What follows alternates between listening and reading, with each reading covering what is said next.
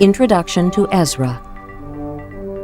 The Book of Ezra documents the faithfulness of God in keeping His promise despite a difficult political reality.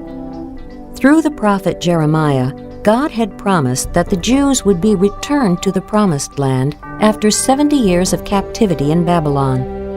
Babylon eventually fell to Persia. It was then that Persia permitted the return of many Jews. God was fulfilling His promise.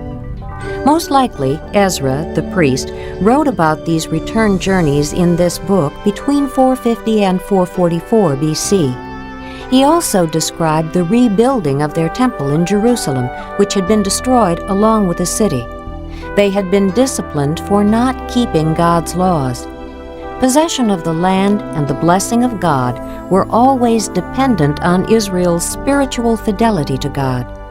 Under the leadership of Ezra, he taught the people the law and reformed their religious life. Now they could once again become God's people, chosen to be an example to the nations around them.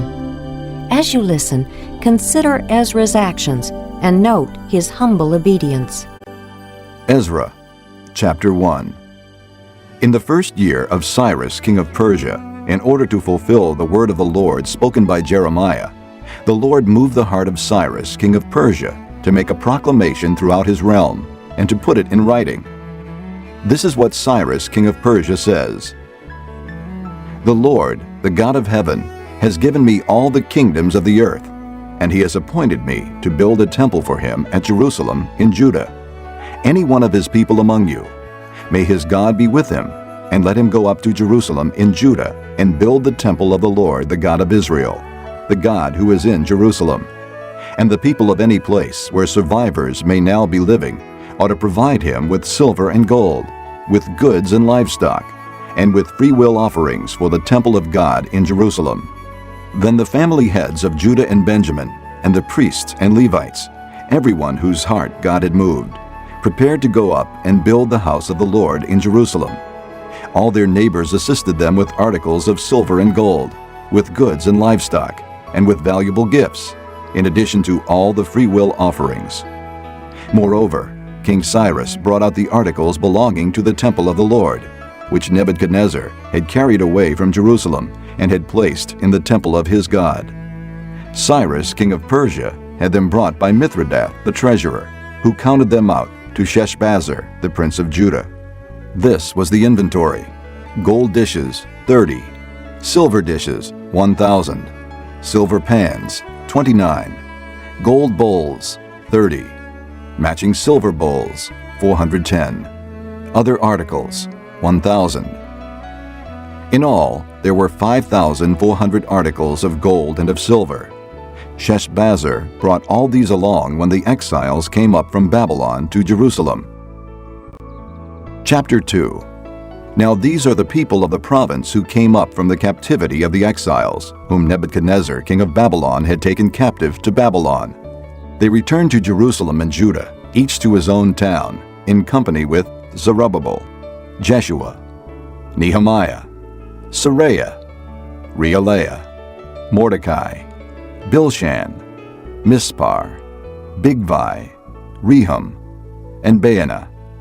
The list of the men of the people of Israel: the descendants of Parosh, 2,172; of Shephatiah, 372; of Era, 775; of Pahath Moab, through the line of Jeshua and Joab, 2,812; of Elam, 1,254; of Zattu, 945; of Zakkai, 760; of Bani, 642; of Bebai, 623; of Azgad, 1,222; of Adonikam, 666; of Bigvai, 2,056; of Aden, 454; of Ater, through Hezekiah, 98; of Bezai, 323; of Jorah,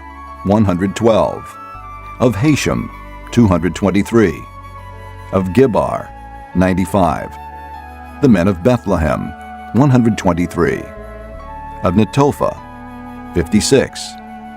Of Anathoth, 128. Of Asmaveth, 42. Of Kiriath-Jearim, Kephirah, and Beeroth, 743. Of Ramah and Geba, 621. Of Michmash, 122. Of Bethel and Ai, 223. Of Nebo, 52. Of Magbish, 156. Of the other Elam, 1,254. Of Haram, 320. Of Lod, Hadid, and Ono, 725. Of Jericho, 345. Of Sanea, 3,630. The priests, the descendants of Judea, through the family of Jeshua, 973. Of Immer, 1,052. Of Pashur, 1,247. Of Haram, 1,017. The Levites, the descendants of Jeshua and Kadmiel, through the line of Hodaviah, 74.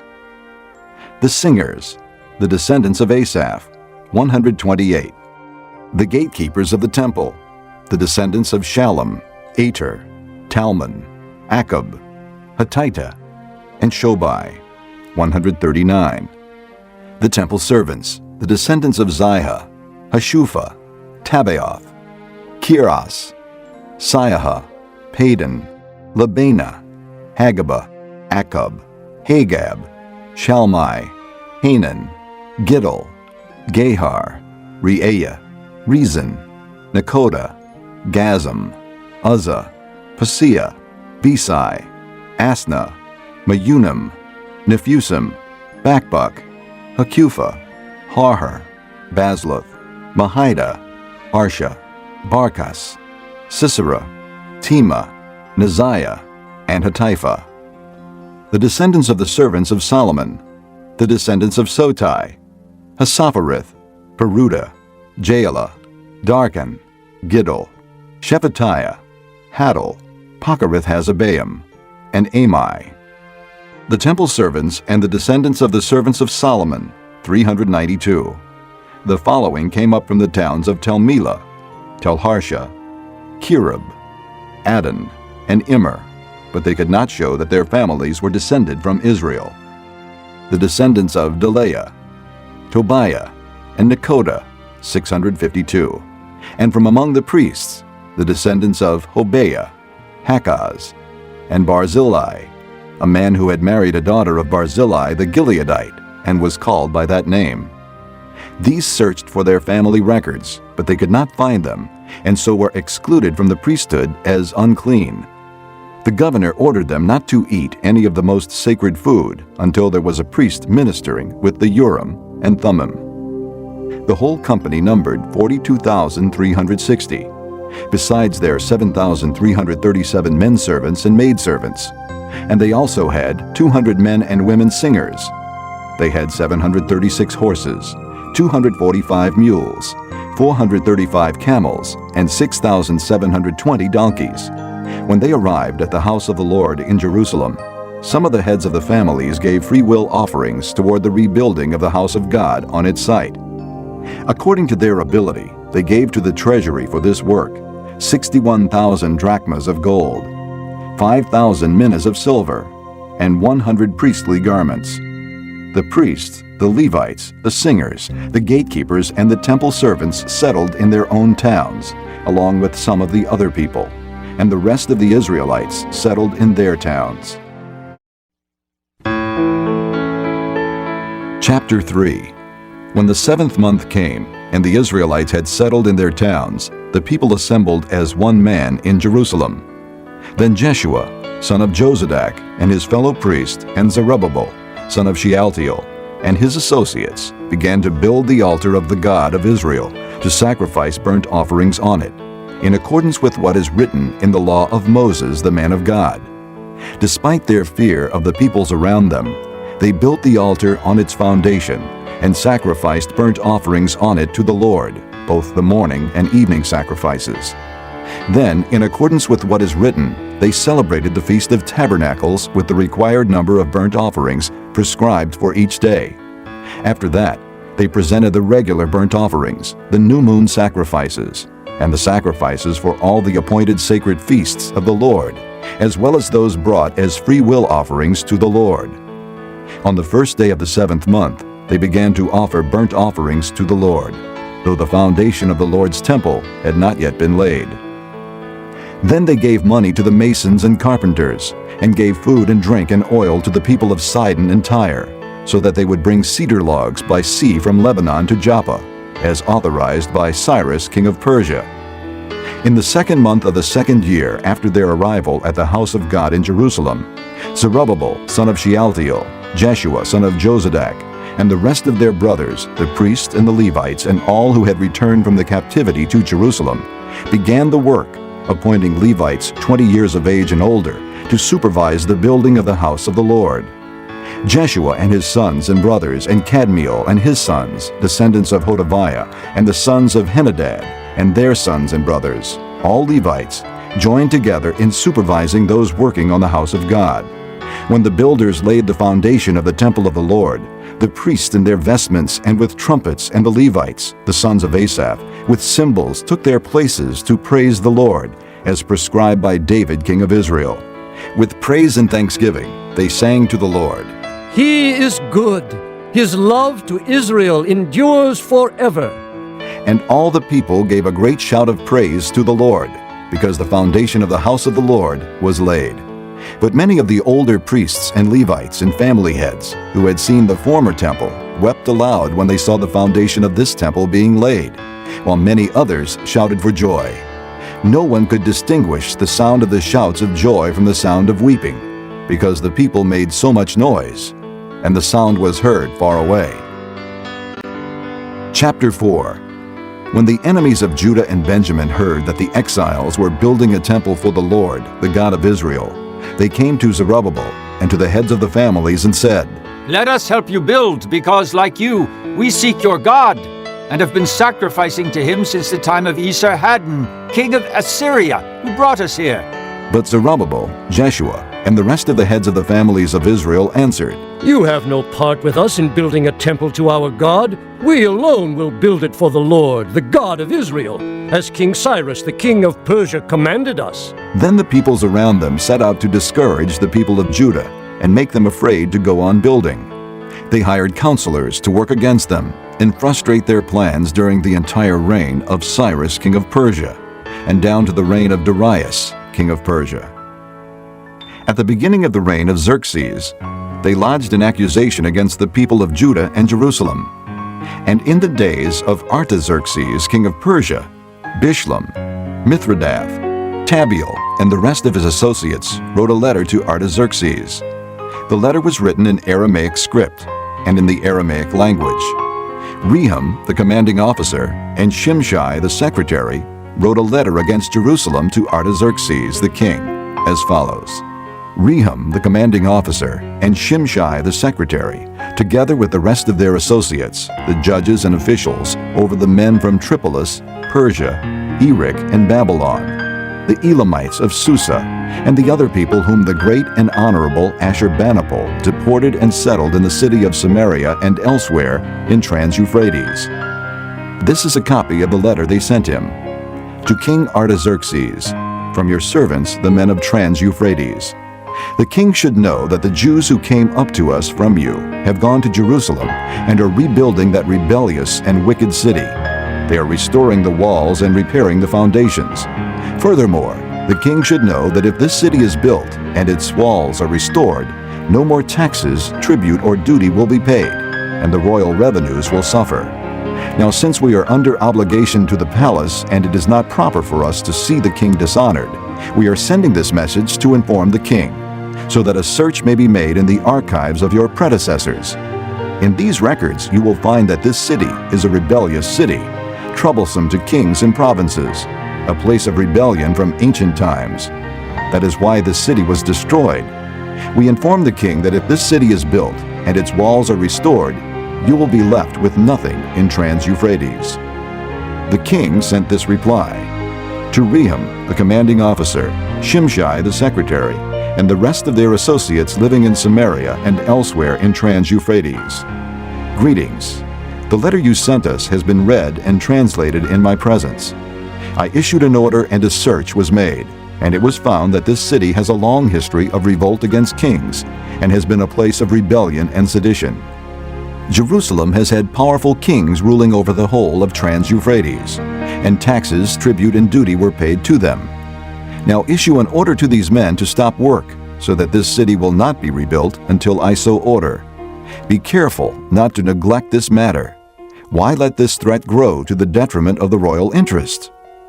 As soon as the copy of the letter of King Artaxerxes was read to Rehum and Shimshai the secretary and their associates, they went immediately to the Jews in Jerusalem and compelled them by force to stop. Thus the work on the house of God in Jerusalem came to a standstill until the 2nd year of the reign of Darius, king of Persia. Chapter 5. Now Haggai the prophet and Zechariah the prophet, a descendant of Iddo, prophesied to the Jews in Judah and Jerusalem in the name of God of Israel, who was over them. Then Zerubbabel, son of Shealtiel, and Jeshua, son of Jozadak, set to work to rebuild the house of God in Jerusalem, and the prophets of God were with them, helping them. At that time, Tattenai, governor of Trans-Euphrates, and Shethar-Bozenai and their associates went to them and asked, "Who authorized you to rebuild this temple and restore this structure?" They also asked, "What are the names of the men constructing this building?" but the eye of their God was watching over the elders of the Jews, and they were not stopped until a report could go to Darius and his written reply be received. This is a copy of the letter that Tattenai, governor of Trans-Euphrates, and Shethar-Bozenai and their associates, the officials of Trans-Euphrates, sent to King Darius. The report they sent him read as follows. To King Darius, cordial greetings. The king should know that we went to the district of Judah, to the temple of the great God.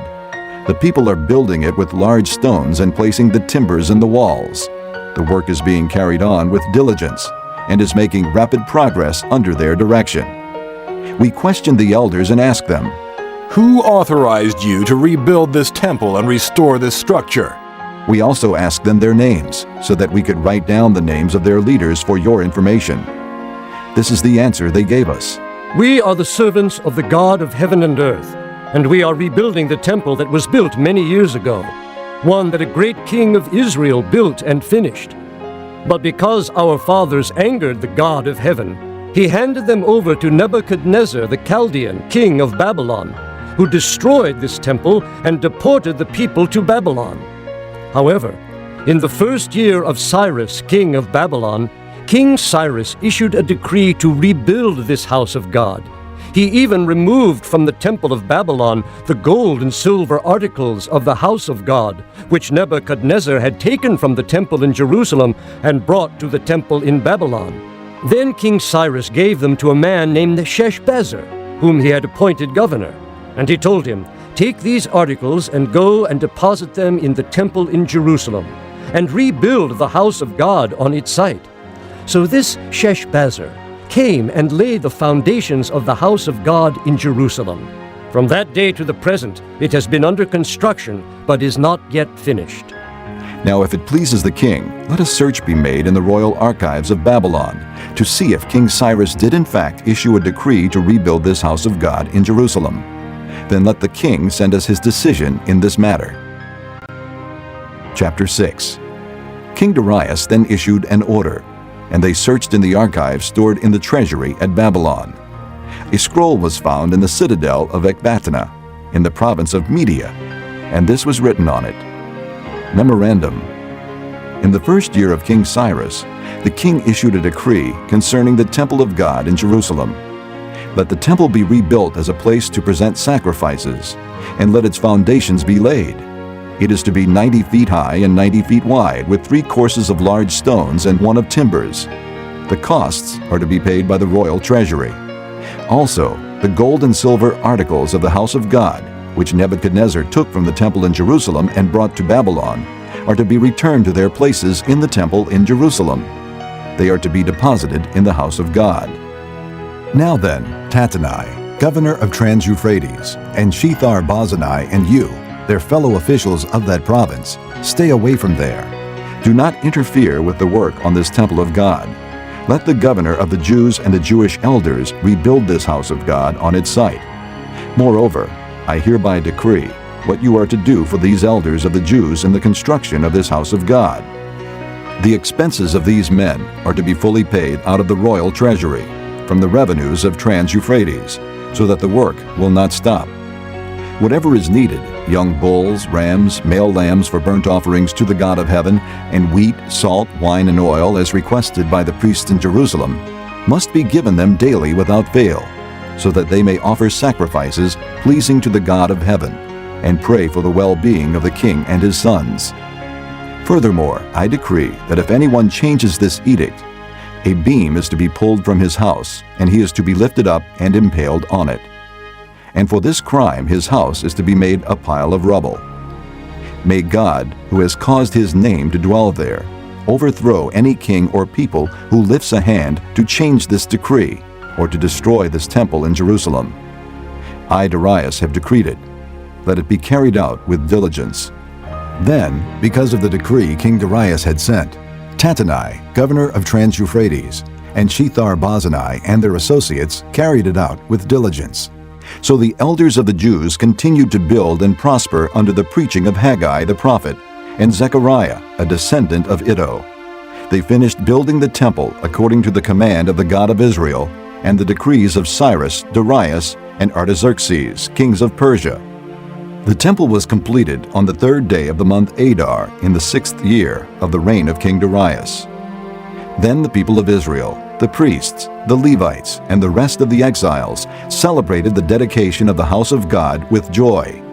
For the dedication of this house of God, they offered 100 bulls, 200 rams, 400 male lambs, and, as a sin offering for all Israel, 12 male goats, one for each of the tribes of Israel. And they installed the priests in their divisions and the Levites in their groups for the service of God at Jerusalem, according to what is written in the Book of Moses. On the 14th day of the 1st month, the exiles celebrated the Passover. The priests and Levites had purified themselves and were all ceremonially clean. The Levites slaughtered the Passover lamb for all the exiles, for their brothers the priests, and for themselves. So the Israelites who had returned from the exile ate it, together with all who had separated themselves from the unclean practices of their Gentile neighbors, in order to seek the Lord, the God of Israel. For 7 days they celebrated with joy the feast of unleavened bread, because the Lord had filled them with joy by changing the attitude of the king of Assyria, so that he assisted them in the work on the house of God, the God of Israel. Chapter 7. After these things, during the reign of Artaxerxes, king of Persia, Ezra, son of Seraiah, the son of Azariah, the son of Hilkiah, the son of Shallum, the son of Zadok, the son of Ahitub, the son of Amariah, the son of Azariah, the son of Meraioth, the son of Zerahiah, the son of Uzzi, the son of Bucci, the son of Abishua, the son of Phinehas, the son of Eleazar, the son of Aaron the chief priest. This Ezra came up from Babylon. He was a teacher well versed in the law of Moses, which the Lord, the God of Israel, had given. The king had granted him everything he asked, for the hand of the Lord his God was on him. Some of the Israelites, including priests, Levites, singers, gatekeepers, and temple servants, also came up to Jerusalem in the 7th year of King Artaxerxes. Ezra arrived in Jerusalem in the 5th month of the 7th year of the king. He had begun his journey from Babylon on the 1st day of the 1st month, and he arrived in Jerusalem on the 1st day of the 5th month, for the gracious hand of his God was on him. For Ezra had devoted himself to the study and observance of the law of the Lord, and to teaching its decrees and laws in Israel. This is a copy of the letter King Artaxerxes had given to Ezra the priest and teacher, a man learned in matters concerning the commands and decrees of the Lord for Israel. Artaxerxes, king of kings.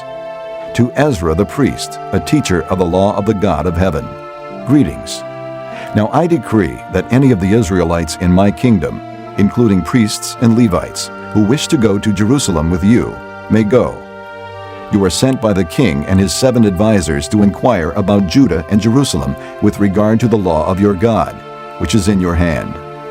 Moreover, you are to take with you the silver and gold that the king and his advisers have freely given to the God of Israel, whose dwelling is in Jerusalem, together with all the silver and gold you may obtain from the province of Babylon, as well as the free will offerings of the people and priests for the temple of their God in Jerusalem. With this money, be sure to buy bulls, rams, and male lambs, together with their grain offerings and drink offerings, and sacrifice them on the altar of the temple of your God in Jerusalem.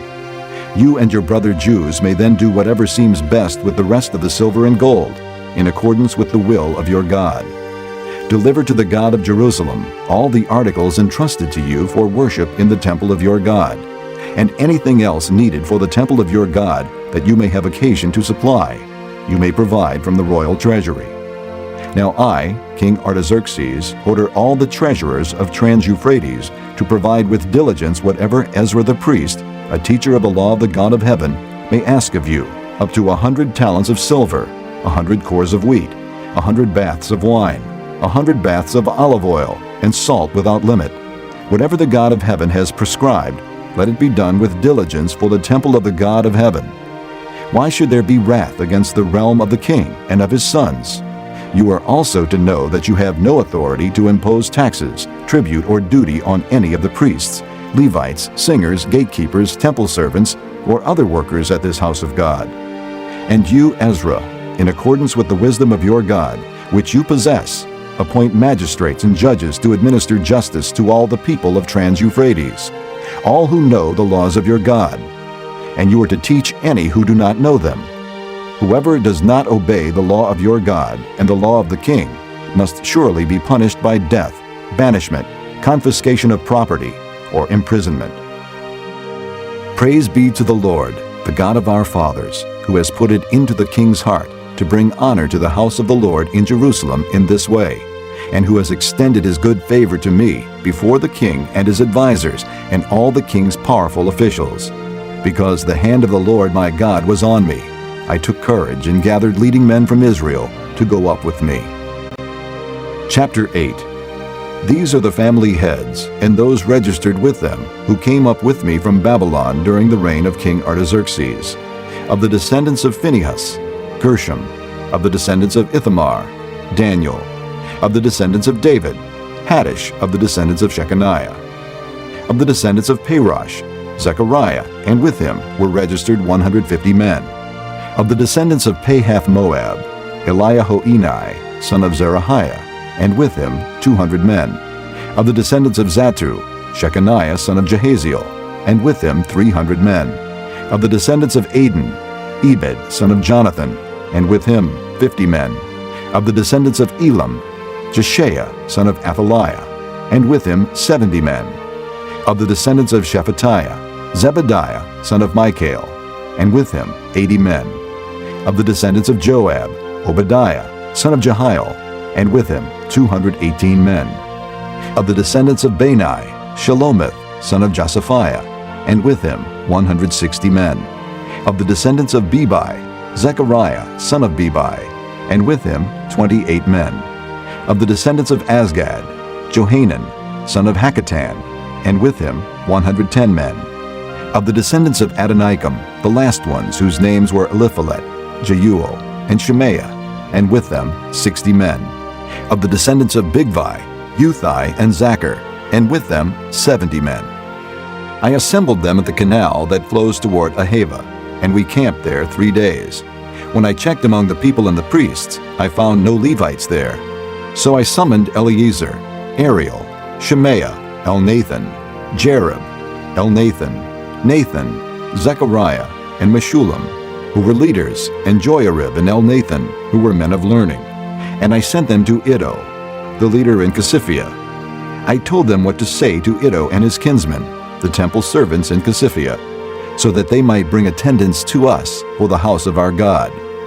Because the gracious hand of our God was on us, they brought us Sherebiah, a capable man from the descendants of Malai, son of Levi, the son of Israel, and Sherebiah's sons and brothers, 18 men. And Hashabiah, together with Jeshiah, from the descendants of Merari, and his brothers and nephews, 20 men. They also brought 220 of the temple servants, a body that David and the officials had established to assist the Levites. All were registered by name. There, by the Ahava Canal, I proclaimed a fast, so that we might humble ourselves before our God and ask Him for a safe journey for us and our children, with all our possessions. I was ashamed to ask the king for soldiers and horsemen to protect us from enemies on the road, because we had told the king, "The gracious hand of our God is on everyone who looks to Him, but His great anger is against all who forsake Him." So we fasted and petitioned our God about this, and He answered our prayer. Then I set apart 12 of the leading priests, together with Sherebiah, Hashabiah, and 10 of their brothers, and I weighed out to them the offering of silver and gold and the articles that the king, his advisers, his officials, and all Israel present there had donated for the house of our God. I weighed out to them 650 talents of silver, silver articles weighing 100 talents, 100 talents of gold, 20 bowls of gold valued at 1,000 derricks, and 2 fine articles of polished bronze, as precious as gold. I said to them, "You, as well as these articles, are consecrated to the Lord. The silver and gold are a free-will offering to the Lord, the God of your fathers. Guard them carefully until you weigh them out in the chambers of the house of the Lord in Jerusalem, before the leading priests and the Levites and the family heads of Israel." Then the priests and Levites received the silver and gold and sacred articles that had been weighed out to be taken to the house of our God in Jerusalem. On the 12th day of the first month, we set out from the Ahava Canal to go to Jerusalem. The hand of our God was on us, and He protected us from enemies and bandits along the way. So we arrived in Jerusalem, where we rested 3 days. On the 4th day, in the house of our God, we weighed out the silver and gold and the sacred articles into the hands of Meremoth, son of Uriah the priest. Eleazar, son of Phinehas, was with him, and so were the Levites, Jozabad, son of Jeshua, and Noadiah, son of Binnui. Everything was accounted for by number and weight, and the entire weight was recorded at that time.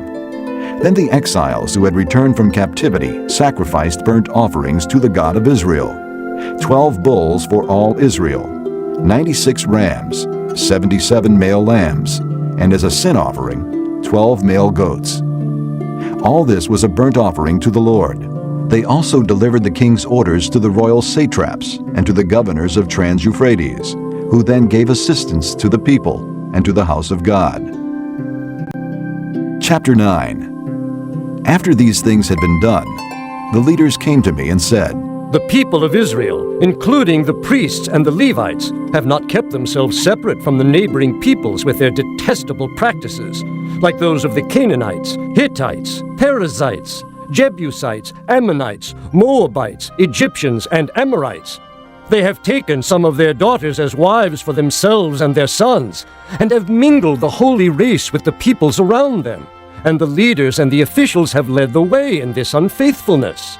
When I heard this, I tore my tunic and cloak, pulled hair from my head and beard, and sat down appalled. Then everyone who trembled at the words of the God of Israel gathered around me because of this unfaithfulness of the exiles, and I sat there appalled until the evening sacrifice. Then, at the evening sacrifice, I rose from my self-abasement, with my tunic and cloak torn, and fell on my knees with my hands spread out to the Lord my God, and prayed, "O my God, I am too ashamed and disgraced to lift up my face to you, my God, because our sins are higher than our heads, and our guilt has reached to the heavens. From the days of our forefathers until now, our guilt has been great. Because of our sins, we and our kings and our priests have been subjected to the sword and captivity, to pillage and humiliation at the hand of foreign kings, as it is today. But now, for a brief moment, the Lord our God has been gracious in leaving us a remnant and giving us a firm place in His sanctuary. And so our God gives light to our eyes and a little relief in our bondage. Though we are slaves, our God has not deserted us in our bondage. He has shown us kindness in the sight of the kings of Persia. He has granted us new life to rebuild the house of our God and repair its ruins, and He has given us a wall of protection in Judah and Jerusalem. But now, O our God, what can we say after this? For we have disregarded the commands you gave through your servants the prophets when you said, 'The land you are entering to possess is a land polluted by the corruption of its peoples. By their detestable practices they have filled it with their impurity from one end to the other. Therefore, do not give your daughters in marriage to their sons, or take their daughters for your sons. Do not seek a treaty of friendship with them at any time, that you may be strong and eat the good things of the land, and leave it to your children as an everlasting inheritance. What has happened to us is a result of our evil deeds and our great guilt. And yet, our God, you have punished us less than our sins have deserved, and have given us a remnant like this. Shall we again break your commands and intermarry with the peoples who commit such detestable practices? Would you not be angry enough with us to destroy us, leaving us no remnant or survivor? O Lord, God of Israel, you are righteous. We are left this day as a remnant. Here we are before you in our guilt, though because of it, not one of us can stand in your presence. Chapter 10. While Ezra was praying and confessing, weeping and throwing himself down before the house of God, a large crowd of Israelites, men, women, and children, gathered around him. They too wept bitterly. Then Shechaniah, son of Jehiel, one of the descendants of Elam, said to Ezra, "We have been unfaithful to our God by marrying foreign women from the peoples around us. But in spite of this, there is still hope for Israel. Now let us make a covenant before our God to send away all these women and their children in accordance with the counsel of my Lord and of those who fear the commands of our God. Let it be done according to the law. Rise up. This matter is in your hands. We will support you, so take courage and do it." So Ezra rose up and put the leading priests and Levites and all Israel under oath to do what had been suggested. And they took the oath. Then Ezra withdrew from before the house of God and went to the room of Jehohanan, son of Eliashib. While he was there, he ate no food and drank no water, because he continued to mourn over the unfaithfulness of the exiles. A proclamation was then issued throughout Judah and Jerusalem for all the exiles to assemble in Jerusalem. Anyone who failed to appear within 3 days would forfeit all his property, in accordance with the decision of the officials and elders, and would himself be expelled from the assembly of the exiles. Within the 3 days, all the men of Judah and Benjamin had gathered in Jerusalem, and on the 20th day of the 9th month, all the people were sitting in the square before the house of God, greatly distressed by the occasion and because of the rain. Then Ezra the priest stood up and said to them, "You have been unfaithful. You have married foreign women, adding to Israel's guilt. Now make confession to the Lord, the God of your fathers, and do his will. Separate yourselves from the peoples around you and from your foreign wives." The whole assembly responded with a loud voice, You are right. We must do as you say. But there are many people here, and it is the rainy season, so we cannot stand outside. Besides, this matter cannot be taken care of in a day or two because we have sinned greatly in this thing. Let our officials act for the whole assembly. Then let everyone in our towns who has married a foreign woman come at a set time, along with the elders and judges of each town, until the fierce anger of our God in this matter is turned away from us. Only Jonathan son of Asahel and Josiah son of Tikvah, supported by Meshullam and Shabbathai the Levite, opposed this. So the exiles did as was proposed. Ezra the priest selected men who were family heads, one from each family division, and all of them designated by name. On the first day of the 10th month, they sat down to investigate the cases. And by the first day of the first month, they finished dealing with all the men who had married foreign women. Among the descendants of the priest, the following had married foreign women. From the descendants of Jeshua son of Jozadak and his brothers, Maaseiah, Eleazar, Jearib, and Gedaliah, they all gave their hands in pledge to put away their wives, and for their guilt they each presented a ram from the flock as a guilt offering. From the descendants of Immer, Hanani and Zebediah. From the descendants of Haram, Maaseiah, Elijah, Shemaiah, Jehiel, and Uzziah. From the descendants of Pashur, Elioenai, Maaseiah, Ishmael, Nethanel, Jozabad, and Elasa. Among the Levites, Jozabad, Shimei, Kaleah, that is, Kelita, Pethahiah, Judah, and Eliezer. From the singers, Eliashib. From the gatekeepers, Shallum, Telem, and Uri. And among the other Israelites, from the descendants of Parosh, Ramiah, Isaiah, Malchijah, Mijamin, Eleazar, Malchijah, and Benaiah. From the descendants of Elam, Mattaniah, Zechariah, Jehiel, Abdi, Jeremoth, and Elijah. From the descendants of Zatu, Elioenai, Eliashib, Mattaniah, Jeremoth, Zabad, and Aziza. From the descendants of Bebai, Jehohanan, Hananiah, Zabbai, and Athli.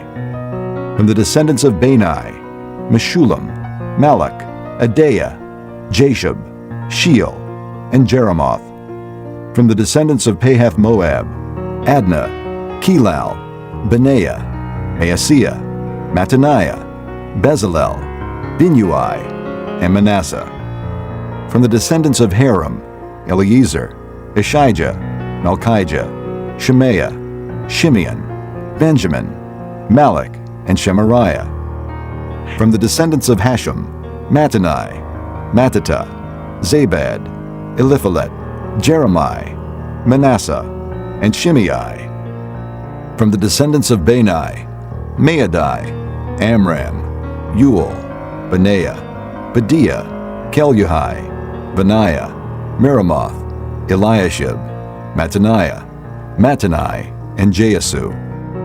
From the descendants of Binnui, Shimei, Shelemiah, Nathan, Adaiah, Machnadabai, Shashai, Sharai, Azarel, Shelemiah, Shemariah, Shallum, Amariah, and Joseph.